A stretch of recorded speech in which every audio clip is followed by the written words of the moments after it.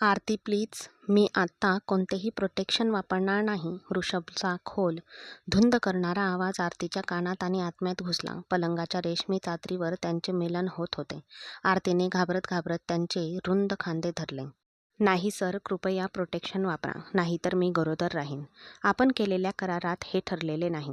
ऋषभच्या ओठांवर एक गडद गूढ हास्य उमटले. त्याने आरतीचे मनगट पलंगावर दाबले आणि म्हणाला, आरती, मला तुझ्यापासून मोल पाहिजे आणि तुला माहीत आहे की ही माझ्या आजीची शेवटची इच्छा आहे. ऐकून आरतीला भानावर आल्यासारखे वाटले. तिने त्याला पूर्ण ताकदीने दूर ढकलण्याचा प्रयत्न केला. छी, मिस्टर ऋषभ कपूर, या एका वर्षाच्या लग्नाच्या करारात मुलाबद्दल कोणतीही अट नव्हती. तिच्या डोळ्यात पाणी दाटून आले. क्षणातच ऋषभने आपले मजबूत हात तिच्या नाजूक कमरेभोवती गुंडाळले आणि तिला आपल्या छातीशी कवटाळले. त्याच्या गरम श्वासाने आरतीच्या चेहऱ्याला स्पर्श केला. तो करार 2 महिन्यांपूर्वीच झाला होता. आता तू आणि तुझं अस्तित्व हेच माझ्या आयुष्याचं एकमेव वेड बनलं आहे. आरती पूर्णपणे थक्क झाली होती. 2 महिन्यांपूर्वी 2 लाख रुपयांच्या वैद्यकीय कर्जाच्या बदल्यात तिने कपूर साम्राज्याचा देखणा, गर्विष्ठ आणि उद्धट बॉस ऋषभ कपूर सोबत एका वर्षाचा कॉन्ट्रॅक्ट विवाह केला होता. आरती इतकी सुंदर आणि निरागस होती की तो तिच्याकडे कधीही आकर्षित झाला हे ऋषभच्याही लक्षात आले नाही. 2 महिन्यांनी एका संध्याकाळी रेशमी नाईट गाऊन घालून, ओले केस मागे सारून आरती मोठ्या काचेच्या खिडकीजवळ बसली होती. बाहेर हलका पाऊस पडत होता आणि तेवढ्यात दार उघडले आणि ऋषभ आत आला.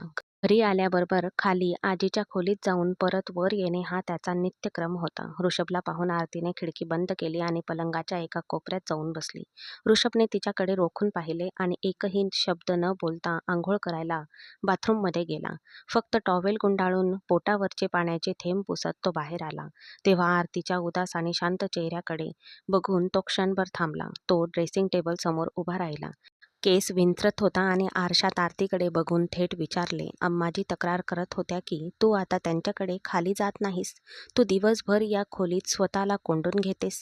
काय झालं आरती? आरतीच्या हृदयाची धडधड वाढू लागली. ती सत्य कसे सांगणार होती? अम्माजींची प्रत्येक सकाळ आणि संध्याकाळ एकाच गोष्टीने सुरू व्हायची आणि संपायची.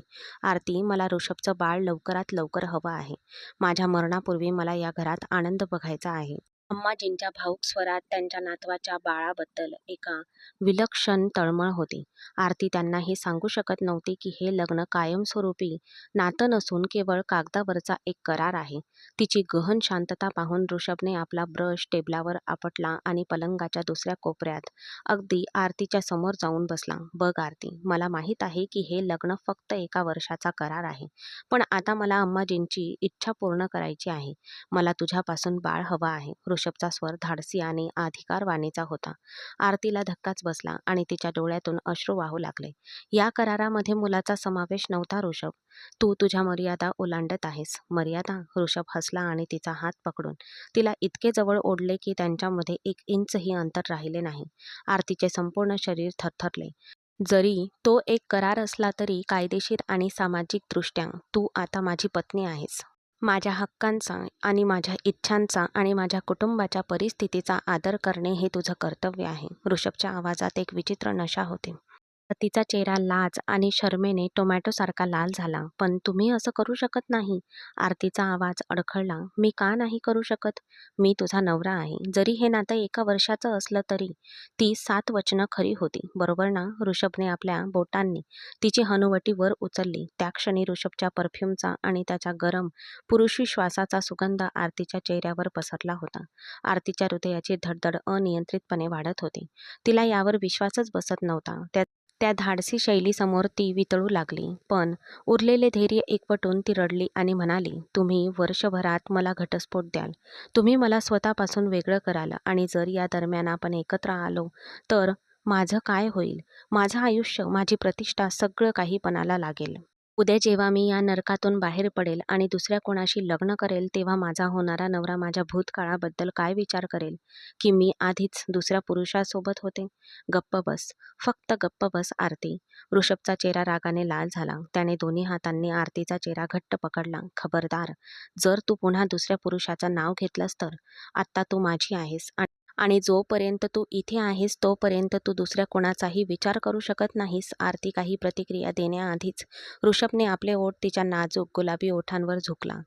या बेभान आणि अचानक झालेल्या हल्ल्यासाठी आरती पूर्णपणे तयार नव्हती. ऋषभचा दुसरा हात आरतीच्या सडपातळ वळणदार कमरेवर गेला आणि त्याने तिला पलंगावर स्वतःच्या जवळ ओढले.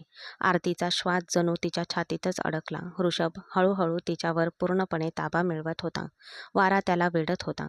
जसा त्याचा हात आरतीच्या नाईट गाऊनच्या मागच्या झिपपर्यंत पोहोचला तसा आरतीच्या संपूर्ण अंगावर काटा आला. तिने ऋषभच्या मजबूत हातांना प्रतिकार करण्याचा प्रयत्न केला, पण त्याच्या उत्कटतेपुढे तिचे प्रयत्न व्यर्थ ठरले. श्श्श.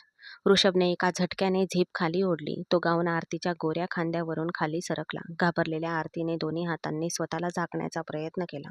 ऋषभने आपले ओठ मोकळे केले आणि धापा टाकत आरतीच्या सुंदर गोल गळ्याच्या डिझाईनकडे आणि तिच्याकडे एकटक पाहू लागला. आरती रडत रडत म्हणाली, "प्लीज ऋषभ, असं करू नकोस. तू माझी फसवणूक करत आहेस. तू वचन दिले होतेस की मी अम्माजींसमोर फक्त तुझी बायको असल्याचं नाटक करेल. आपल्यात असले काही होईल असे ठरले नव्हते." पण ऋषभ सध्या कोणतेही नियम पाळण्याच्या मनस्थितीतच नव्हता. त्याच्या डोळ्यात फक्त आरतीसाठी एक बेभान, धाडसी उत्कटता होती. त्याने आरतीचे हात बाजूला केले, तिचा गाऊन पूर्णपणे उतरवला आणि तिला पलंगावर ढकलून तो तिच्यावर, त्याचे ओठ आता आरतीच्या अस्तित्वावर. "तुझा लग्नासाठी इतका हट्ट का अम्माजी? तुम्हाला हे माहीत असूनही मला या मूर्खपणाच्या शब्दांचा तिरस्कार वाटतो. तू रोज सकाळी हाच विषय काढतेस." जेवणाच्या टेबलावर आपल्या शेफने बनवलेल्या स्वादिष्ट नाश्त्याचा आस्वाद घेत असलेला ऋषभ अम्माजींनी काढलेल्या लग्नाच्या विषयामुळे खूप चिडला. अम्माजी तिच्याकडे रोखून पाहत म्हणाल्या, "मी लग्नाबद्दल का बोलू नये? मला हा आलिशान बंगला असाच रिकामा आणि निस्तेज बघायचा आहे का? देवाने मला इतकं दीर्घ आयुष्य दिलं आहे, पण बघ, आजही मी माझ्या नातवाच्या सुखासाठी तळमळते आहे. मी स्वतःला जगातली सर्वात असह्य आई समजते." तिच्या आवाजात दडलेली खोल वेदना पाहून ऋषभचा राग थोडा शांत झाला. त्याला थोडी लाज वाटली. "माझा तसा अर्थ नव्हता अम्माजी. तुमचं दुःख मी समजू शकतो, पण आई-बाबांच्या वैवाहिक जीवनाचे विनाशकारी परिणाम तुमच्या डोळ्यात देखत नाहीत का? मी कोणत्याही स्त्रीवर विश्वास कसा ठेवू? जेव्हा मी फक्त 6 वर्षांचा नवजात बाळ होतो, तेव्हा माझ्या स्वतःच्या आईने मला सोडून दिलं. ही गोष्ट माझ्या हृदयातून कधीही जाणार नाही. म्हणूनच मला लग्नाच्या नावाचा तिरस्कार वाटतो. ही एक निरुपयोगी आणि कुचकामी पद्धत आहे." ऋषभचे हे लांबलचक भाषण ऐकून अम्माजी अगदी शांतपणे म्हणाल्या, "मग जगातल्या सगळ्या मुली सारख्याच असतात का? माझ्याकडे बघ, मी शेवटच्या श्वासापर्यंत तुझ्या आजोबांशी एकनिष्ठ राहिले." ऋषभ हसून म्हणाला, "अम्माजी, तुम्ही अशा काळातल्या स्त्री आहात जिथे प्रेम आणि निष्ठा मातीतच भिनलेली होती. आजच्या मुली, त्यांच्यासाठी तर निष्ठेसारखी गोष्ट अस्तित्वातच नाही आणि प्रेम, त्या फक्त प्रेमाच्या नावाखाली एक खेळ खेळतात." लहानपणापासूनच ऋषभला मुलींबद्दल एक विचित्र तिरस्कार होता, ज्याला त्याच्या भूतकाळाने खतपाणी घातले होते. जसा थोडा मोठा झाला तसे त्याचे शेजारचे आणि समाजातील लोक त्याच्या पाठीमागे कुजबुजायला लागले. "अरे, हा तो दुर्दैवी मुलगा नाही का, ज्याच्या आईने त्याला 6 महिन्याच्या असताना सोडून दिलं, घटस्फोट घेतला आणि दुसऱ्या एका श्रीमंत माणसासोबत पळून गेली." ऋषभ 7 वर्षाचा होता तेव्हा त्याने रागाने आपल्या अम्माला विचारले, "माझे आई-वडील कुठे आहेत?" "सगळ्यांचे आई-वडील शाळेच्या पालक सभेला येतात." "मग माझे का नाही?" त्याच्या आजीच्या डोळ्यात पाणी आले. आपल्या पहिल्या पत्नीच्या विश्वासघातामुळे निराश झालेले त्याचे वडील परदेशात निघून गेले आणि त्यांनी एका गोऱ्या स्त्रीशी लग्न केले. तर त्याच्या आईने आपल्या पूर्वीच्या प्रेमासाठी आपल्या 6 महिन्याच्या बाळाला देखील आणि सुखी संसाराला देखील उद्ध्वस्त केले. यामुळेच ऋषभ कपूरने आपले संपूर्ण आयुष्य केवळ आपल्या अभ्यासाला आणि करिअरला समर्पित केले. आज वयाच्या 34व्या वर्षी तो कपूर टेक्सटाईल साम्राज्याचा मालक आहे, ज्यात 8 ते 10 मोठे कारखाने आहेत. देखणा, श्रीमंत आणि एक अत्यंत योग्य अविवाहित तरुण. वयात असूनही तो अविवाहितच होता. जेव्हा जेव्हा तो ऑफिसला जायचा तेव्हा आधुनिक मुली त्याच्या केबिनभोवती घिरट्या घालायच्या, कधी फाईलवर सही करण्याच्या निमित्ताने तर कधी प्रेझेंटेशनच्या निमित्ताने. ऋषभला या पैशासाठी हपापलेल्या मुली विषारी वाटायच्या. त्या देखण्या आणि श्रीमंत बॉसला पाहताच क्षणी त्याला पटवण्याचा प्रयत्न करायच्या. त्याला आपल्या आयुष्यात कोणताही गोंधळ नको होता. फक्त त्याला हे माहीत नव्हतं की नशिबाने त्याच्यासाठी वेगळंच काहीतरी ठरवले होते. त्याच दिवशी दुपारी ऋषभ त्याच्या सर्वात मोठ्या कापड कारखान्यात पाहणी करत होता. मुख्य व्यवस्थापक अनादी शर्मा यांच्यासोबत होते. अनादी शर्माला ऋषभची भीती वाटत होती. त्याला नुकते पाहूनच सर्वोत्तम कर्मचारी सुद्धा घाबरत होते. तो त्याच्या कॅबिनमध्ये एका आंतरराष्ट्रीय करारावर चर्चा करत असताना मॅनेजर संकोचून म्हणाला, "सर, मला तुमच्याशी एका वैयक्तिक गोष्टीबद्दल बोलायचे आहे. आमच्या मुख्य टीममध्ये आरती मल्होत्रा नावाची एक अत्यंत अत्यंत प्रतिभावान आणि मेहनती डिझायनर आहे. तिला तातडीने 20 लाख रुपयांच्या वैद्यकीय आगाऊ रकमेची गरज आहे. हा तिचा अर्ज आहे. कृपया एकदा बघा. ऋषभच्या कपाळावर खोल आठ्या पडल्या. त्याचा स्वर थंड झाला. मिस्टर शर्मा, 20 लाख रुपये ही काही कुठल्याही सामान्य कर्मचाऱ्याला देण्यासारखी छोटी रक्कम नाही. ती पैसे घेऊन नोकरी सोडणार नाही याची काय खात्री आहे? जर ती गायब झाली तर? मी ही रक्कम तुमच्या पगारातून वजा करू का? मॅनेजरने कपाळाचा घाम पुसत म्हटले, नाही साहेब, ती खरंच खूप प्रामाणिक आणि असहाय्य आहे. ती गेल्या महिन्याभरापासून माझ्याकडे विनंती करत आहे. तिचे वडील रुग्णालयात आहे. कृपया तुम्ही स्वतः तिला भेटा. अनादी शर्मा कंपनीचा सर्वात एकनिष्ठ आणि विश्वासू मॅनेजर होता. त्यामुळे ऋषभला त्याच्याशी आणखी वाद घालायचा नव्हता. तो कठोरपणे म्हणाला, ठीक आहे, तिला बोलवा. ही खरी समस्या आहे की कंपनीकडून पैसे उकळण्यासाठी रचलेले केवळ एक भावनिक नाटक आहे, हे आपण शोधून काढू. मॅनेजर लगेच त्याच्या कॅबिनमधून निघून गेला. बाहेर कॉरिडॉरमध्ये आरती अस्वस्थपणे उभी होती. तिच्या डोळ्यात आशा आणि भीती होती. मॅनेजर बाहेर येताच आरतीच्या हृदयाची धडधड वाढली. पण शर्माजींचा चेहरा फिका पडला होता. ते येताच आरतीला रागावून म्हणाले, मिस आरती, तुझ्यामुळे मला आज साहेबांचे खूप कडक शब्द ऐकावे लागले. मी तुला आधीच सांगितले आहे की बॉस या बाबतीत खूप कडक आहेत. अनेक मुलींनी आधीच खोट्या गोष्टी रचून आमची लाखो रुपयांची फसवणूक केली आहे. मॅनेजरचा धाक ऐकून आरतीच्या डोळ्यात पाणी आले, पण तिने आपला मान राखला आणि म्हणाली, साहेब, माझ्याकडे काहीही कारण नाही. मी तुम्हाला माझ्या वडिलांचा संपूर्ण मेडिकल रिपोर्ट आणि हॉस्पिटलची कागदपत्रे दिली आहेत. मी खोटे बोलत नाही. ती बोलत होती. असहाय्यतेच्या किंचाळ्या नसत्या तर मी कुणाकडेही मदतीचा हात पुढे केला नसता. आरतीचा आवाज गहिवरला होता. ठीक आहे. मी तुमच्या अर्जाबद्दल सरांशी आधीच बोललो आहे. ते तुम्हाला त्यांच्या कॅबिनमध्ये बोलावतायत. तुम्ही मला जे काही सांगितलं ते सगळं त्यांना सांगा. घाबरण्याची गरज नाही, नाहीतर त्यांना वाटेल की तुम्ही खोटं सांगत आहात. मॅनेजर अनादी शर्मा यांचे बोलणे ऐकून आरतीला एक विचित्र भीती ग्रासून गेली होती. ती गेल्या वर्षभरापासून याच कापड कंपनीत डिझायनर म्हणून काम करत होती. पण कंपनीचे बिग बॉस ऋषभ कपूर यांच्या कॅबिनमध्ये तिने कधी पाऊलही ठेवले नव्हते. त्यांच्याशी आपल्या वैयक्तिक समस्या आणि अडचणींबद्दल बोलणे तिला कमालीचे अवघड वाटत होते. पण आपला सगळा संकोच आणि लाज बाजूला सारून काही क्षणातच ती ऋषभसमोर उभी होती. ऋषभ त्यावेळी त्याच्या फोनवर एका महत्त्वाचा कॉल घेण्यात व्यस्त होता. आरतीला समोर पाहताच त्याने कॉल कट केला. नमस्कार सर, आरतीने थोड्याशा लाजऱ्या स्वरात अभिवादन केले. हॅलो. हो, तर तुम्हाला आगाऊ कर्ज पाहिजे आहे. ऋषभ पुढे आला. तिथे उभ्या असलेल्या मुलीकडे पाहून त्याच्या मनात आश्चर्य वाटत होते. तिच्या चेहऱ्यावर मेकअपचा लवलेशही नव्हता. ऋषभने कॉर्पोरेट जगात पाहिलेल्या सर्व स्त्रिया फॅशनेबल, मोकळ्या आणि आधुनिक जीवनशैली जगणाऱ्या होत्या. याउलट त्याच्यासमोर उभी असलेली आरती साधी जीन्स आणि कुर्ती घातलेली होती आणि तिच्या चेहऱ्यावर एक विचित्र साधेपणा आणि असहाय्यता स्पष्टपणे दिसत होते. ऋषभ हेच पाहत होता. तेवढ्यात आरतीची अस्वस्थता इतकी वाढली की तिला धडपणे बोलणेही कठीण झाले. साहेब, ते माझे वडील आहेत. त्यांची प्रकृती अजिबात चांगली नाही. ते खूप आजारी आहेत. डॉक्टरांनी तात्काळ यकृत प्रत्यारोपण शस्त्रक्रियेसाठी सांगितले आहे, जी बरोबर 1 महिन्यानंतर होणार आहे. संपूर्ण शस्त्रक्रियेसाठी अंदाजे 20 लाख रुपये खर्च येईल. म्हणूनच मी या वैद्यकीय आगाऊ रकमेसाठी अर्ज केला आहे. आरती अडखळत बोलत होती आणि तिचे हृदय जोरजोरात धडधडत होते. समोर बसलेल्या देखण्या ऋषभ कपूरकडे पाहण्यासाठी तिने एकदाही वर पाहिले नाही. बघा आरती, मी तुम्हाला ही मोठी रक्कम देईन, पण पैसे घेतल्याबरोबर तुम्ही नोकरी सोडणार नाही याची काय खात्री आहे? की तुम्ही सांगत असलेली समस्या फक्त एक निमित्त आहे? आरती खोटं बोलत नाहीये हे ऋषभला तिच्या चेहऱ्यावरून स्पष्ट दिसत असूनही तिच्या चेहऱ्यावरचा नेहमीचा कडकपणा कायम होता. हे ऐकून आरती आणखीनच घाबरली. नाही नाही साहेब, मी अजिबात खोटं बोलत नाहीये. मी शर्माजींना माझ्या वडिलांचे सर्व मेडिकल रिपोर्ट्स आणि हॉस्पिटलच्या बिलच्या अंदाजांची कागदपत्रे दाखवली आहेत. तळहातावरचा थंड घाम पुसत, काहीही झालं तरी आज या कर्जाच्या कागदपत्रांवर आपल्या बॉसची सही घ्यायचीच असा तिने निश्चय केला होता. ऋषभने एक दीर्घ श्वास घेतला. ठीक आहे, कर्ज मंजूर होईल, पण तुम्हाला थोडा वेळ थांबावं लागेल. मी पुढच्या आठवड्यात फॅक्टरीमध्ये आल्यावरच यावर निर्णय घेऊ शकेन. ऋषभ खरंच आरतीला टाळण्याचा प्रयत्न करत होता की बहाणे करत होता की खरंच ऑर्डर नंतर पूर्ण करणार होता, हे तिला माहीत नव्हतं. पण आरतीचं मन तुटलं होतं.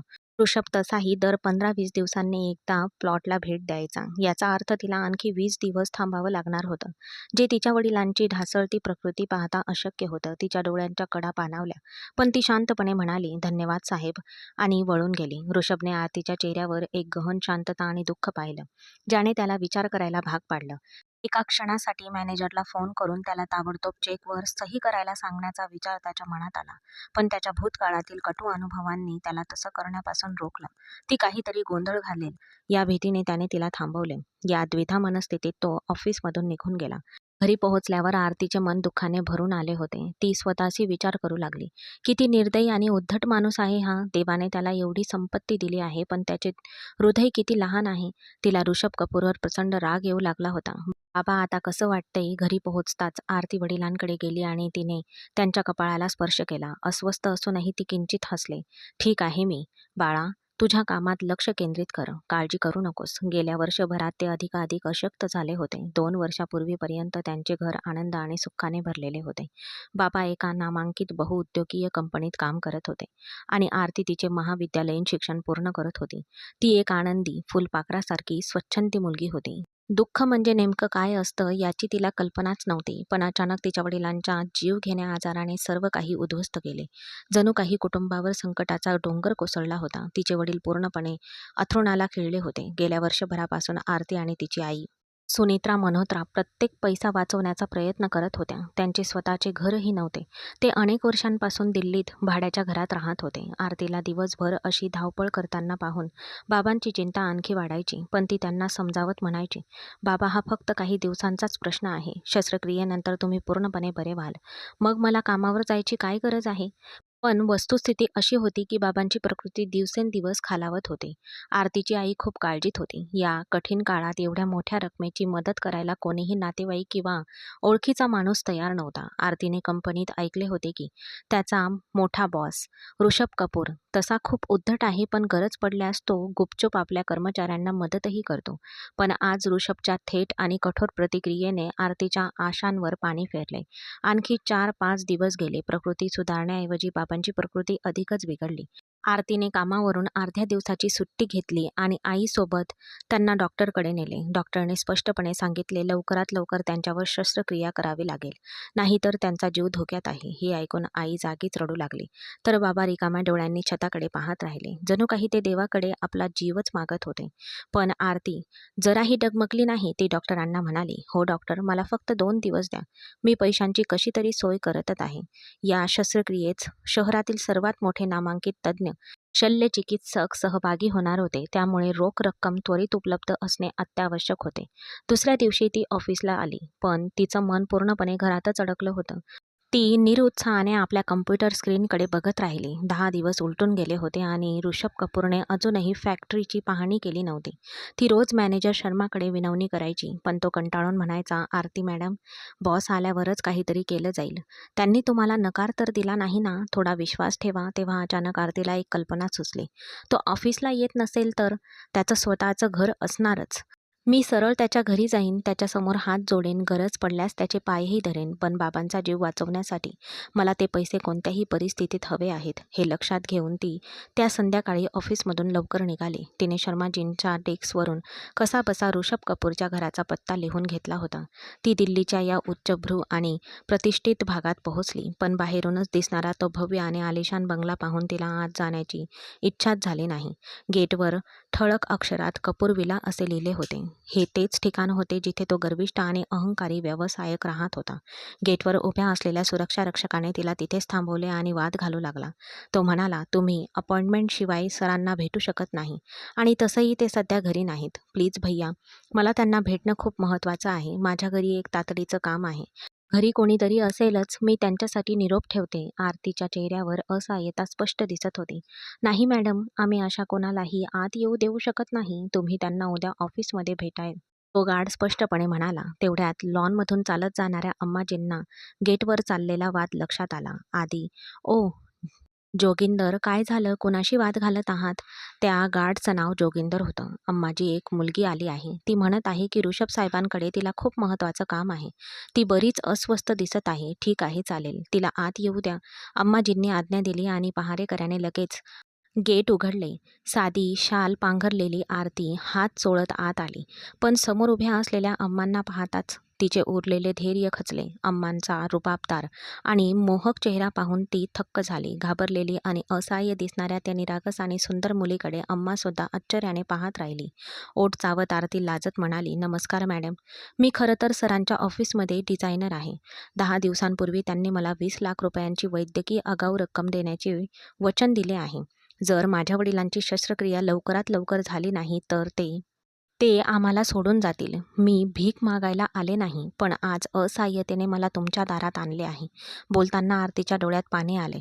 तिचा साधेपणा पाहून अम्माजींना त्या मुलीची दया आली. ठीक आहे बाळा, शांत हो. जे काही असेल ते ऋषभला त्याच्यासमोर सांग. तो लवकरच येईल. तू आज जाऊन दिवाणखान्यात बस. त्या वृद्ध स्त्रीच्या प्रेमळ आणि काळजीवाहू वागण्याने आरतीला आश्चर्य वाटले. तिने कृतज्ञतेच्या नजरेने त्यांच्याकडे पाहिले. त्यांच्याकडे बघून ती आतल्या सोफ्यावर बसली. अम्माजींनी स्वयंपाकघराच्या दिशेने हाक मारली. कमला, या मुलीला पाणी आणि स्नॅक्स पाठवा. नाही मॅडम, प्लीज. मला काहीही नकोय. जर माझं हे काम झालं तरी मी स्वतःला खूप भाग्यवान समजेन. आरती हळू आवाजात म्हणाली. अम्मा हसल्या.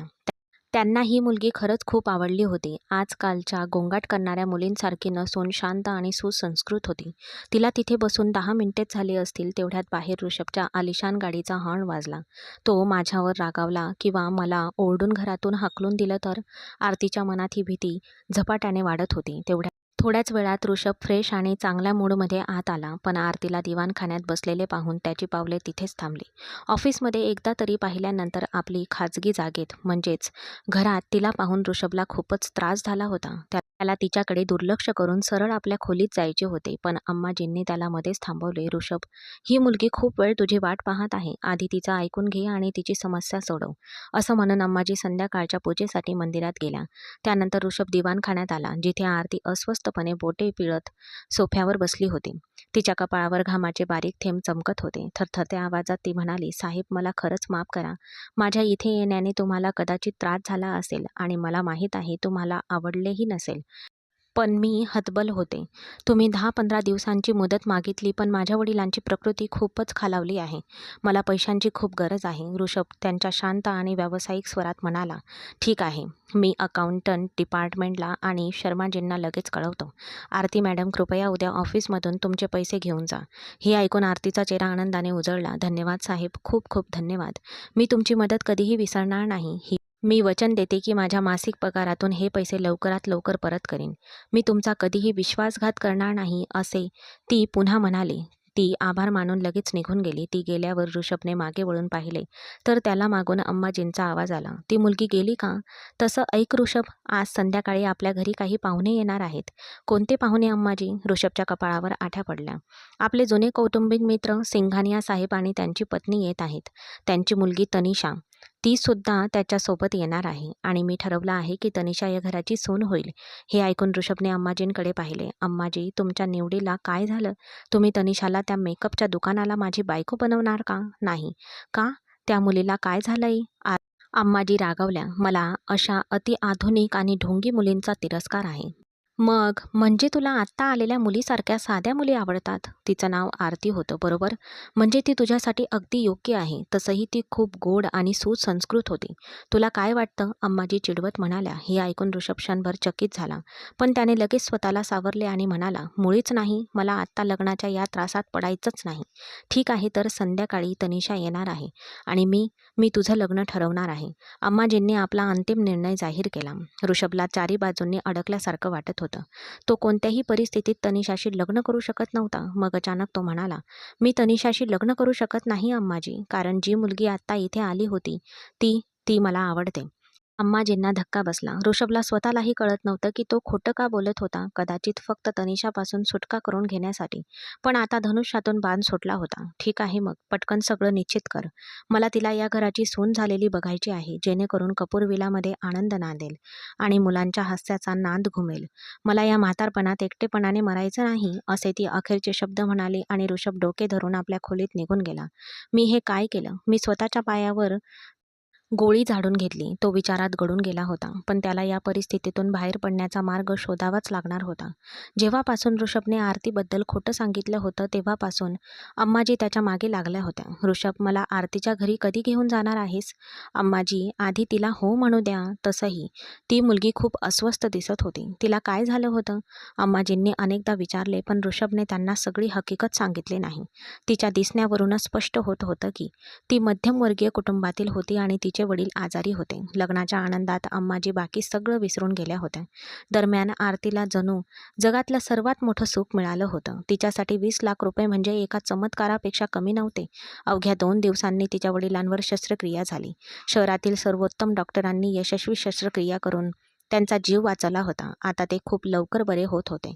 वडिलांच्या प्रकृती सुधारल्याचा आनंद साजरा करण्यासाठी आरतीने त्या दिवशी एक सुंदर फुलांचा गुच्छ घेऊन ऑफिसमध्ये आली होती. आज कंपनीची एक मोठी बोर्ड मीटिंग होती आणि तिला खात्री होती की ऋषभ कपूर प्लांटमध्ये नक्कीच येईल आणि तिला त्याचे वैयक्तिकरित्या आभार मानायचे होते. ज्याने केवळ पैसे देऊन तिच्या वडिलांचा जीव वाचवला नाही तर एका सामान्य कर्मचाऱ्यावर इतका मोठा विश्वासही ठेवला होता. ऋषभ मीटिंग संपवून आपल्या कॅबिनमध्ये शिरला. तेव्हा त्याला दारावर एक हलकी थाप ऐकू आली. त्याने वर पाहिले तर आरती तिथे उभी होती. तिच्या डोळ्यात एक नवीन चमक होती आणि ती हातात फुलांचा गुच्छ घेऊन संकोचत उभी होती. जवळच उभे असलेले मॅनेजर शर्माजी लगेच ऋषभला म्हणाले, "सर, मिस आरतीला तुमचे आभार मानायचे आहेत. तिच्या वडिलांचे ऑपरेशन यशस्वी झाले." असे म्हणून शर्माजी कॅबिनमधून बाहेर पडले. आता कॅबिनमध्ये फक्त ते दोघेच होते. आरती अत्यंत कृतज्ञतेने म्हणाली, "साहेब, मी तुमचे आभार कसे मानू? तुम्ही खरंच खूप चांगले व्यक्ती आहात. तुमची ही कृपा मी आयुष्यभर लक्षात ठेवीन." ती अधिकाधिक भावूक होत होती, पण ऋषभ खोल विचारात गडला होता. अम्माजींनी घरात त्याचे आयुष्य असह्य केले होते. तो अजून किती काळ खोटे बोलणार होता? आता त्या खोट्याला सत्यात बदलायची वेळ आली होती. त्याने आरतीकडे रोखून पाहिले आणि मग शांत व्यवहारी स्वरात म्हणाला, "आरती, तुझे वडील बरे आहेत हे ऐकून मला आनंद झाला. पण या मदतीच्या बदल्यात मला तुझ्याकडे काही मागायचं असेल तर तू माझं एक काम करशील का?" तुम्ही ऋषभचे शब्द ऐकून आरती क्षणभर थांबली. "हो साहेब, का नाही? शक्य झाल्यास तुम्ही मागितलेल्या कोणत्याही गोष्टीला मी कधीही नकार देणार नाही. साहेब, तुम्ही माझ्या वडिलांचा जीव वाचवून माझी खूप मोठी मदत केली आहे. जर मला कधी हे ऋण फेडण्याची संधी मिळाली तर मी कधीही मागे हटणार नाही." आरतीच्या शब्दांनी ऋषभच्या ओठांवर हलकेसे स्मित उमटले. "ठीक आहे, तर आज मी तुझ्याशी एक खूप महत्त्वाच्या गोष्टीबद्दल बोलणार आहे. खरं तर लग्न नावाच्या या संपूर्ण प्रथेबद्दल मला खात्री नाही. मला याचा खूप तिरस्कार वाटतो, पण माझी आजी, जिच्यावर माझं जीवापाड प्रेम आहे, तिला माझं लग्न लावून देण्याची घाई झाली आहे. फक्त तिला खुश करण्यासाठी मला कोणाशी तरी कायदेशीर कराराचे लग्न करायचं आहे, जेणेकरून मी नंतर या नात्यातून सहजपणे मुक्त होऊ शकेन. तर तू या व्यवहारात मला साथ देशील का?" ऋषभ क्षणभर थांबला आणि पुढे म्हणाला, "हा करार फक्त 1 वर्षासाठी असेल. त्या बदल्यात मी तुझे 20 लाख रुपयांचे संपूर्ण कर्ज माफ करेन." हे ऐकून आरतीला धक्काच बसला. तिला याची काहीच कल्पना किंवा अपेक्षा नव्हती. तिच्या डोळ्यातील धक्का इतका तीव्र होता की ती पापणीसुद्धा मिटू शकली नाही. ती घाबरून म्हणू लागली, "साहेब, तुम्ही काय म्हणत आहात? मी एक अगदी साधी मध्यमवर्गीय मुलगी आहे.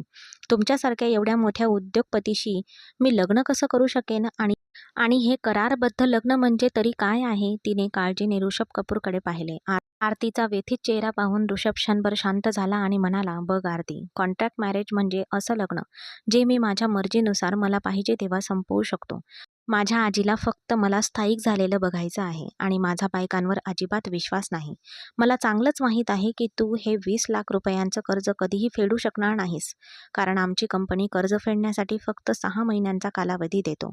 तू 6 महिन्यात एवढ्या पैशांची सोय कधीच करू शकणार नाहीस." आरतीच्या डोळ्यात बघत ऋषभ म्हणाला, "तर मग तुला 1 वर्ष माझ्या घरात माझी पत्नी म्हणून राहावं लागेल. तू अम्माजींशी नीट वागलं पाहिजेस. मग 1 वर्षानंतर मी घरात अशी परिस्थिती निर्माण करीन की मी तुला अम्माजींच्या नजरेत चुकीचं सिद्ध करेन आणि तुला घटस्फोट देईन. त्यानंतर तू तुझ्या मार्गाने जा आणि मी माझ्या मार्गाने." या गोष्टीने आरतीच्या हृदयाला थोडा मोठा धक्का बसला.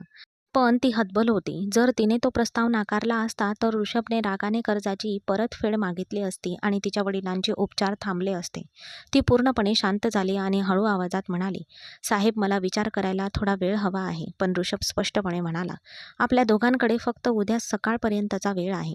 मला सकाळी लवकर फोन करून तुझा निर्णय कळव." असे म्हणून त्याने आरतीला आपला वैयक्तिक नंबर दिला. त्या क्षणी आरतीला एकच दिलासा होता की तिला वडिलांच्या ऑपरेशनासाठी पैसे मिळाले होते. ती थेट हॉस्पिटलमध्ये गेली, जिथे तिच्या वडिलांची शस्त्रक्रिया आधीच सुरू झाली होती. तिचे संपूर्ण लक्ष वडिलांच्या आरोग्यावर होते. काही तासानंतर जेव्हा डॉक्टर बाहेर आले आणि हसतमुखाने सांगितले की ऑपरेशन पूर्णपणे यशस्वी झाले आहे, तेव्हा आरतीचा आनंद गगनात मावेनासा झाला. त्या रात्री आरतीला झोप लागली नाही. ती रात्रभर जागीच राहिली. तिचे हात थरथरत होते, पण आई-वडिलांसाठी तिने स्वतःला समजावले. ऋषभसोबतच्या या करारबद्ध लग्नासाठी आपण तयार आहोत याची तिला खात्री होती. ऋषभचे व्यक्तिमत्व अत्यंत आकर्षक आणि रुबाबदार होते, जे कोणत्याही मुलीला मोहित करू शकत होते. आरतीने एक दीर्घ श्वास घेतला आणि थरथरत्या हातांनी ऋषभचा नंबर डायल केला. ऋषभ बहुतेक जागाच असेल. तो झोपला होता की नाही माहीत नाही, कारण त्याने पहिल्याच रिंगमध्ये कॉल उचलला. तो आवाज ऐकून आरती क्षणभर थांबली, मग म्हणाली, "साहेब, मी आरती आहे." तो म्हणाला, "हो, बोल आरती." ती घाबरून म्हणाली, "साहेब, मी तुमच्यासोबत या करारबद्ध लग्नासाठी तयार आहे." हे ऐकून ऋषभच्या चेहऱ्यावर एक खोल विजयी हास्य उमटले. तो म्हणाला, "ठीक आहे तर. मी आज संध्याकाळी अम्माजींसोबत तुमच्या घरी येत आहे." पुढील 2 दिवसात डॉक्टरांनी आरतीच्या वडिलांना रुग्णालयातून घरी सोडले. त्या संध्याकाळी ते घरी पोहोचल्यावर शेजारी त्यांची विचारपूस करायला आले. ते निघून गेल्यावर लगेचच मल्होत्रा कुटुंबाच्या लहानच्या भाड्याच्या घराबाहेर एक चकचकीत, महागडी, आलिशान गाडी येऊन थांबली. ऋषभ कपूर आपल्या आलिशान गाडीतून उतरताच परिसरातील लोकांनी वळून पाहिले. ते दोघेही एकत्र उतरले. त्यांचा रुबाबदार आणि उच्चभ्रू अवतार पाहून आरतीची आई आणि सुनित्रा मल्होत्रा निशब्द झाल्या. आरतीने आपल्या वडिलांना त्यांची ओळख करून दिली. "बाबा, हे माझे बॉस श्री ऋषभ आणि या त्यांच्या आजी." अम्माजी त्या साध्या आणि निरागस मुलीला पाहताच तिच्यावर पूर्णपणे भाळल्या. त्यांनी लगेच पुढे येऊन आरतीला मिठी मारली. आरतीचे वडील पलंगावर झोपले होते. तेव्हा अम्माजींनी त्यांची विचारपूस केली आणि लगेचच मूळ विषयाला सुरुवात केली. "दादा, मला तुमची मुलगी खूप आवडली आहे. मी माझा नातू ऋषभ याच्यासाठी तुमच्या मुलीचा हात मागायला आले आहे. तिला आपल्या घराची लक्ष्मी बनवण्यासाठी तुम्ही कृपया तुमच्या या सुंदर मुलीला माझ्या स्वाधीन कराल का?" जणू काही आरतीचे वडील एखाद्या चमत्काराचीच वाट पाहत होते. आपल्या मुलीला इतक्या श्रीमंत घरातून लग्नाचे स्थळ मिळेल असे त्यांनी स्वप्नातही पाहिले नव्हते. आपल्या मुलीचे नशीब उजळले आहे असे त्यांना वाटले आणि त्यांनी लगेच होकार दिला. पण मनातल्या मनात आरती अस्वस्थ होती. तिला माहीत होते की ती फक्त काही महिन्यांसाठीच ऋषभची पत्नी असेल आणि वर्षभरात तो तिला दूर लोटेल. आरतीच्या वडिलांची तब्येत सुधारताच लग्नाची तयारी सुरू झाली होती. ऋषभने आधीच सांगितले होते की त्याला साधे लग्न हवे आहे. जास्त थाटमाट किंवा डामढोल नको. पण अम्माजी आपल्या मतावर ठाम होत्या. "ऋषभ, तू माझा एकुलता एक नातू आहेस. मी माझ्या सगळ्या इच्छा नक्कीच पूर्ण करेन." अखेरीस ऋषभ आणि आरतीचे लग्न एका भव्य सोहळा होता. लग्नाच्या दिवशी आरती लेहंग्यात एखाद्या सौंदर्यवतीसारखी दिसत होती. जेव्हा तिची नजर शेरवानी घातलेल्या ऋषभवर पडली, तेव्हा तिच्या हृदयाची धडधड वाढली. तो तिला तिच्या स्वप्नातील राजकुमारासारखा दिसत होता. इतक्या देखणा आणि आकर्षक पुरुषाला पाहून आरतीच्या मनात पहिल्यांदाच एक विलक्षण भावना जागृत होऊ लागली. निरोपानंतर ती ऋषभच्या आलिशान व्हिलामध्ये आली. अम्मा स्वतः आरतीला ऋषभच्या बेडरूममध्ये सोडून तिच्याशी प्रेमाने बोलू लागल्या. जाताना त्यांनी आरतीला धीर देत म्हटले, "ठीक आहे बाळा, मी आता निघते. ऋषभ कपडे बदलून लवकरच परत येईन. आता तुम्ही दोघे तुमच्या नवीन आयुष्याला सुरुवात करा आणि मला 1-2 महिन्यातच माझ्या नातवाची आनंदाची बातमी सांगा." हे ऐकून आरतीचा चेहरा लाजेने लाल झाला. तिला ऋषभच्या कठोर स्वभावाची आधीच भीती वाटत होती. ऋषभ उंचीने धिप्पाड आणि मजबूत बांध्याचा होता, तर त्याच्यासमोर आरती एक नाजूक आणि लहान मुलगी होती. केवळ येणाऱ्या क्षणांचा विचार करूनच ती अस्वस्थ झाली होती. थोड्याच वेळात ऋषभ खोलीत आला. आत शिरताच त्याने वधूच्या वेशात असलेल्या आरतीला पाहिले आणि त्याची नजर तिच्यावर खिळली. अखेर तो एक भावूक तरुण होता. आरतीला वधूच्या रूपात पाहून तो क्षणभर चकितच झाला. त्याला आश्चर्य वाटले, कारण ती इतकी सुंदर दिसत होती की तिच्याकडे दुर्लक्ष करणे अशक्य होते. तो चालत गेला आणि पलंगावर तिच्या शेजारी बसला. आरती घाबरून पलंगाच्या एका कोपऱ्यात सरकली आणि म्हणाली, "साहेब, मला तुम्हाला काहीतरी सांगायचं होतं." तिच्याकडे सतत बघत असलेला ऋषभ म्हणाला, "हो, सांग." ती क्षणभर थांबून म्हणाली, "सर, मी तुमच्याशी करार विवाह केला आहे. पण मला हे स्पष्ट करायचं आहे की तुम्ही माझ्या जवळ येणार नाही. आपले हे लग्न फक्त 1 वर्षासाठीचा एक करार आहे. त्यामुळे या 1 वर्षात आपल्यात कोणतेही शारीरिक नातं नको आहे." तिचं वाक्य पूर्ण होण्याआधीच ऋषभने तिला मध्येच थांबवलं. त्याचा स्वर कठोर झाला. "आता तू मला माझ्या मर्यादेत राहायला शिकवणार आहेस का? मी मुलींचा किती तिरस्कार करतो हे तू विसरू नकोस." आणि काल आलेली तू मला काय करावं आणि काय करू नये हे सांगू नकोस. मी कोण आहे हे विसरू नकोस. हे ऐकून आरतीचा चेहरा फिका पडला आणि तिने लगेच मान झुकवली. काही क्षणांपूर्वी आरतीला पाहून ऋषभच्या मनात निर्माण झालेला विचित्र उत्साह तिच्या या वागण्याने शांत झाला. ऋषभ पलंगावरून उठला, कपडे बदलले आणि परत आला. तो पलंगाच्या दुसऱ्या बाजूला वळला आणि झोपी गेला. संपूर्ण पलंग रिकामा होता आणि आरती एका कोपऱ्यात वळून झोपली होती. रात्री कधीतरी ऋषभ तिच्या जवळ येईल ही भीती तिच्या मनात सारखी घर करत होती.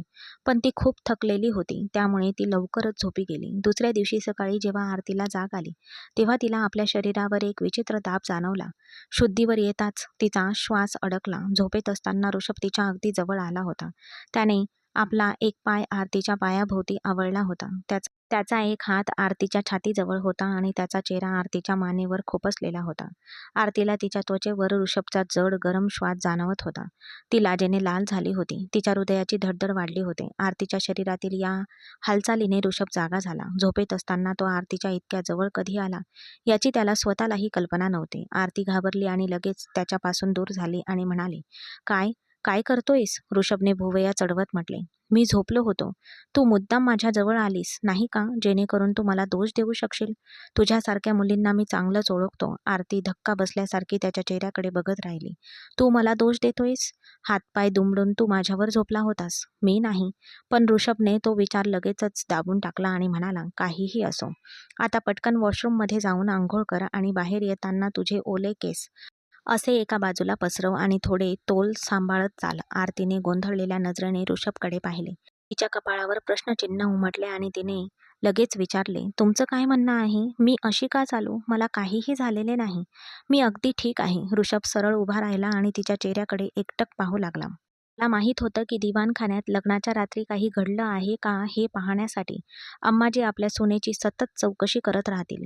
त्याने एक दीर्घ श्वास घेतला, आरतीच्या जवळ उभा राहिला आणि म्हणाला, "बघ मुली, आपलं लग्न झालं आहे आणि काल आपली लग्नाची पहिली रात्र होती.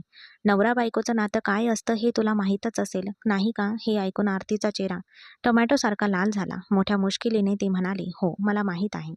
ऋषभ म्हणाला, "हो, तर आता जेव्हा तू या खोलीतून बाहेर जाशील, त्यामुळे आपल्यात सगळं काही ठीक चाललं आहे हे तुला पूर्णपणे दाखवावं लागेल." आरतीचा चेहरा आणखीनच लाल झाला.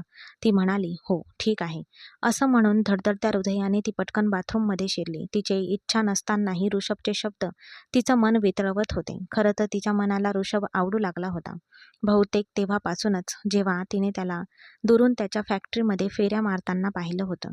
ती त्याच्या प्रेमात पडली होती. पण आता तो तिथे उभा होता. कायदेशीररित्या तिचा नवरा आणि तिच्या संकोचाला सीमा नव्हती. जेव्हा ती बाथरूममधून फ्रेश होऊन बाहेर आली, तिचे ओले केस एका खांद्यावर होते, तेव्हा ऋषभ तिच्याकडे एकटक पाहत राहिला. तिच्या साडीच्या पदरातून दिसणारी तिची गोरी मान पाहून ऋषभने आपल्या मुठी आवळल्या. त्याचे मन त्याला वारंवार पुढे जाऊन आपल्या ओठांनी तिच्या गोऱ्या मानेवर एक खोल खून उमटवण्यास सांगत होते. पण तो आपल्या तत्वांनी बांधलेला होता. आपल्या भावनांवर नियंत्रण ठेवून तो पटकन खोलीतून बाहेर पडला. दरम्यान आरतीला या अवस्थेत खाली येताना पाहून अम्माजींना हसू आवरले नाही. त्यांनी लगेच आरतीला मिठी मारली आणि प्रार्थना केली, "देव तुम्हा दोघांना आशीर्वाद देवो. महिना संपण्यापूर्वी मला तुम्हा दोघांकडून चांगली बातमी ऐकायची आहे." हे ऐकून नाश्त्याच्या टेबलावर बसलेला ऋषभ आणि आरती दोघांचेही चेहरे लाल झाले. टेबलावर विविध प्रकारचे पदार्थ पाहून आरतीला आश्चर्यच वाटले. अम्माजी म्हणाल्या, "मी माझ्या सुनेसाठी हा खास नाश्ता बनवून घेतला आहे." सकाळी कोरडी पोळी किंवा ब्रेड खाऊन घाईघाईने घरातून बाहेर पडणारी आरती इतके सगळे ज्यूस, पराठे आणि सँडविच पाहून थक्क झाली. तिने संकोचात नाश्ता केला आणि मग ऋषभ ऑफिसला निघून गेला. आरतीने उरलेला दिवस अम्माजींसोबत गप्पा मारत घालवला. ती एकदा ऋषभसोबत तिच्या आईवडिलांना भेटायला देखील गेली होती. हळूहळू वेळ निघून गेला आणि आरती या घराच्या वातावरणाशी जुळवून घेऊ लागली. तिच्या आईनेही तिच्यावर प्रेमाचा वर्षाव केला. अशा प्रकारे लग्नानंतर 1 महिना पूर्ण झाला. एके दिवशी दुपारी अम्माजी दिवाणखान्यात एकट्याच बसून काहीतरी विचार करत होत्या, तेव्हा आरती आत आली. तिच्या चेहऱ्यावर वेदना स्पष्ट दिसत होत्या आणि ती खूप हळू चालत होती. तिला पाहून अम्माजी काळजीने म्हणाल्या, "काय झालं बाळा? सगळं ठीक आहे ना? तुझी तब्येत बरी दिसत नाहीये. तुझा चेहरा फिका पडत चालला आहे." ती संकोचात म्हणाली, "अम्माजी, फक्त माझ्या पिरियड्सची तारीख आली आहे आणि माझ्या पोटात व पाठीत खूप दुखत आहे. त्यामुळेच मला थोडे बरे वाटत नाहीये." हे ऐकून अम्माजींचा चेहरा क्षणभर उदास झाला. पण त्यांनी लगेचच मोलकरणीला आरतीसाठी हळदीचे दूध आणायला सांगितले आणि तिला आराम करण्यासाठी तिच्या खोलीत पाठवले. पण जसजसा दिवस पुढे सरकू लागले तसतशा अम्माजी आरतीला म्हणत होत्या, "बघ बाळा, 1 महिना उलटून गेला आणि पुढचा महिना सुरू झाला आहे. या महिन्यात तू मला नक्कीच काहीतरी चांगली बातमी द्यावीस अशी माझी इच्छा आहे." आरती लाजून मान डोलावत असे, पण आता जेव्हा कधी ती अम्माजींसोबत बसायची तेव्हा ती मागे वळून फक्त एकच प्रश्न विचारायची. त्यामुळे आरतीने भीतीने अम्माजींच्या जवळ बसणे कमी केले होते. दरम्यान आपल्या सुंदर पत्नीला स्वतःच्याच घरात इकडे तिकडे फिरताना पाहून ऋषभला आपल्या भावनांवर नियंत्रण ठेवणे अधिकाधिक अस्वस्थ वाटू लागले होते. कायदेशीररित्या ती त्याची पत्नी होती, पण करारामुळे तो तिच्यापासून विभक्त झाला होता. त्या संध्याकाळी जेव्हा ऋषभ कामावरून घरी परतला तेव्हा अम्माने त्याला बोलावले. ती आरतीबद्दल त्याच्याकडे तक्रार करू लागली. "ही मुलगी दिवसेंदिवस बदलत आहे ऋषभ." ऋषभच्या कपाळावर आठ्या पडल्या. "काय झालं अम्मा? आरती तुला काही बोलली का?" अम्माजी म्हणाल्या, "आता ती माझ्यासोबत जास्त बसत नाही आणि मला काही चांगली बातमीही देत नाही. हे हे काय आहे? लग्नाला 3 महिने झाले तरी तुम्ही दोघांनी हे नाते पुढे नेले नाही. मला खरं सांग ऋषभ, तू माझी फसवणूक करत आहेस का?" हे ऐकून ऋषभ क्षणभर शांत राहिला. मग लगेच हसून अम्माजींचा हात धरून म्हणाला, "अम्माजी, तुम्ही काय विचार करत आहात? मी फक्त आरतीला थोडा वेळ देत होतो. आमच्या वयात देखील थोडे अंतर आहे, म्हणूनच मला वाटले की तिने आधी या घराच्या वातावरणात पूर्णपणे रुळावे. यानंतर आम्ही तुम्हाला लवकरात लवकर आनंदाची बातमी देऊ." अम्माजींना आश्वासन देऊन तो लगेच आपल्या बेडरूममध्ये परतला. आरतीला पलंगावर बसलेले पाहून तो आत बाथरूममध्ये गेला. त्याच्या मनातील उत्कटता जागृत झाली होती. त्याने ठरवले होते की आज तो त्या मुलीला आपल्या भावना सांगेलच. आरती पलंगावर बसून विचार करत होती. ऋषभला आत येताना पाहून ती म्हणाली, "अम्माजी माझ्याकडे सारखं बाळासाठी हट्ट करत असते. तू तिला खरं का सांगत नाहीस? आपलं नातं फक्त कागदावरचं आहे. मी तिला ते सुख कधीही देऊ शकणार नाही." हे ऐकून ऋषभच्या डोळ्यात एक वेगळीच चमक आली. तो आरतीकडे आला आणि म्हणाला, "बघ आरती, जर मी अम्माजींची इच्छा पूर्ण करण्यासाठी तुझ्याशी करार विवाह करू शकत असेल, तर मी तिचा हा शेवटचा आनंदही पूर्ण करू शकेन."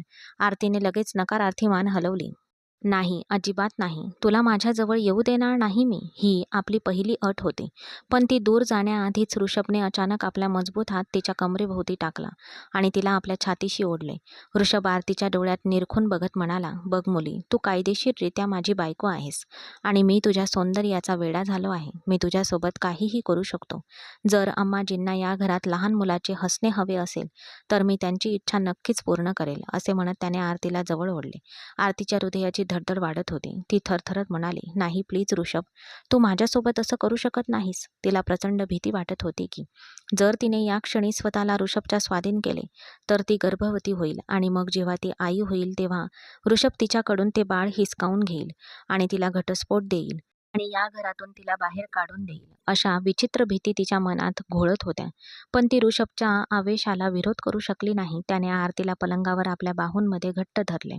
ऋषभने आरतीचे दोन्ही हात तिच्या डोक्यावर पकडले. आरती भीती आणि उत्साहाने थरथरत होती. पण मग एक क्षण आला जेव्हा तिचा सगळा प्रतिकार नाहीसा झाला. ऋषभच्या जादुई, बेधुंद आणि धाडसी स्पर्शाखाली ती पूर्णपणे विरघळून गेली. तिने डोळे मिटले आणि स्वतःला ऋषभच्या उत्कटतेला समर्पित केले. त्याने आज तिच्याकडून त्याचा हक्क वसूल केला होता आणि आता तो शांत झोपी गेला होता. दुसऱ्या दिवशी सकाळी आरतीला जाग आली तेव्हा ती ऋषभच्या मजबूत मिठीत होती. बाहेर सकाळचा सूर्य उगवला होता. ती घाईघाईने त्याच्या मिठीतून बाहेर पडली. अंगाभोवती एक चादर गुंडाळली आणि लगेचच बाथरूमकडे धावली. जेव्हा तिने मोठ्या आरशात स्वतःला पाहिले तेव्हा तिला प्रचंड लाज वाटली. तिचा संपूर्ण चेहरा टोमॅटोसारखा लाल झाला होता. पण पुढच्या क्षणी तिला त्याच भीतीने ग्रासले. 1 वर्षानंतर ऋषभने तिला सोडून दिले तर तिचे काय होईल? या विचाराने तिला खूप दुःख झाले. पण आज सकाळी जेव्हा ती खाली आली तेव्हा तिच्या चेहऱ्यावर एक वेगळीच चमक आणि तेज होते, जे अम्माजींच्या अनुभवी नजरेतून लपवणे शक्य नव्हते. ती स्वतःशी हसली. दरम्यान आरतीसाठी ऋषभच्या हृदयाची धडधड हळूहळू वाढत होती. आता जेव्हाही तो रात्री कामावरून घरी यायचा तेव्हा आरतीला पाहून तिच्याशी जवळीक साधण्याचा मोह त्याला आवरता येत नसे आणि आरती ही मागे हटण्याऐवजी तिने त्याला पूर्णपणे पाठिंबा दिला आणि त्याची प्रत्येक मागणी पूर्ण केली. ते एकमेकांच्या प्रेमात पूर्णपणे बुडाले होते. दरम्यान एके दिवशी अम्माजींची तब्येत अचानक बिघडली. त्यांना अचानक हृदयविकाराचा झटका आला. घरात भीतीचे वातावरण पसरले. ऋषभ आणि आरतीने त्यांना शहरातील सर्वात मोठ्या रुग्णालयात दाखल केले. शुद्धीवर येण्यापूर्वी त्या 2 दिवस ICUमध्ये होत्या.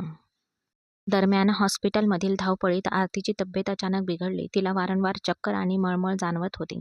जेव्हा डॉक्टरांनी तिच्या काही नेहमीच्या तपासण्या केल्या चाचण्या झाल्यावर डॉक्टर हसून म्हणाल्या, "अभिनंदन मिस्टर कपूर, तुमची पत्नी गरोदर आहे." ऋषभला खूप आनंद झाला. ही आनंदाची बातमी देण्यासाठी तो लगेचच अम्माजींच्या कॅबिनमध्ये गेला. आरती अम्माजींच्या पलंगाशेजारी बसून त्यांच्या हातावरून हात फिरवत होती. हसून ऋषभने अम्माजींना मिठी मारली आणि म्हणाला, "हे रिपोर्ट्स बघ अम्मा, तुझी सर्वात मोठी इच्छा आता पूर्ण होणार आहे. तू तू पणजी आजी होणार आहेस." हे ऐकून अम्माजींचा चेहरा आनंदाने उजळून निघाला. त्यांची खूप दिवसांपासूनची इच्छा आज पूर्ण झाली होती. त्यांनी लगेच ऋषभ आणि आरती दोघांनाही मिठी मारली आणि रडत रडत त्यांना घट्ट आलिंगन दिले. तिच्या डोळ्यातून आनंद अश्रू वाहत होते आणि ती त्यांना आशीर्वाद देऊ लागली व वारंवार त्यांच्या डोक्यांचे चुंबन घेऊ लागली. या आनंदाच्या बातमीनंतर ऋषभ आरतीच्या प्रेमात पूर्वीपेक्षाही अधिक पडला. तो तिची खूप काळजी घेत असे. अम्माजीसुद्धा आरतीच्या आवडीनिवडीकडे बारकाईने लक्ष देत तिच्यावर सतत नजर ठेवून तिची काळजी घेत असत. वेळ हळूहळू सरत होता आणि तो दिवस आला जेव्हा आरतीला प्रसूती कक्षात नेण्यात आले.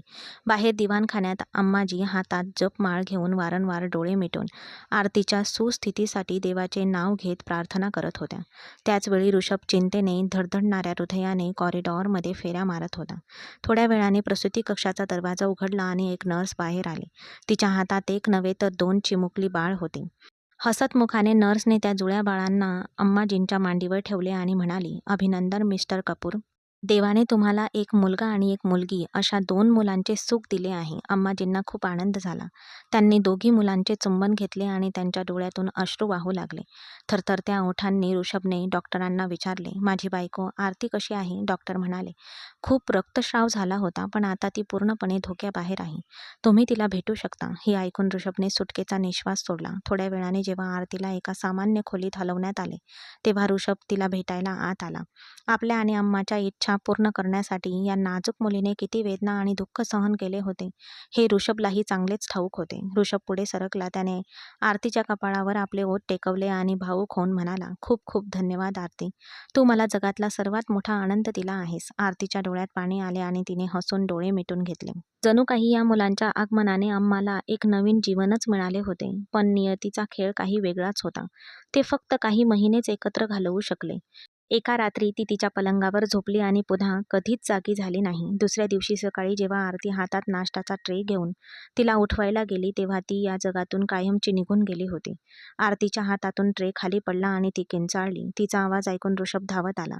अम्माजींचे शरीर पूर्णपणे निश्चल होते. त्यांना तात्काळ रुग्णालयात नेण्यात आले. पण डॉक्टरांनी स्पष्टपणे सांगितले की त्यांच्या निधनाला 5 ते 6 तास उलटून गेले होते. ऋषभ आणि आरतीवर दुःखाचा डोंगर कोसळला होता. आजीच्या स्पर्शाची सवय असलेली ती 2 निरागस मुलेही रडू लागली. ऋषभने स्वतः अम्माजींचे अंत्यसंस्कार केले, विधी पार पाडले.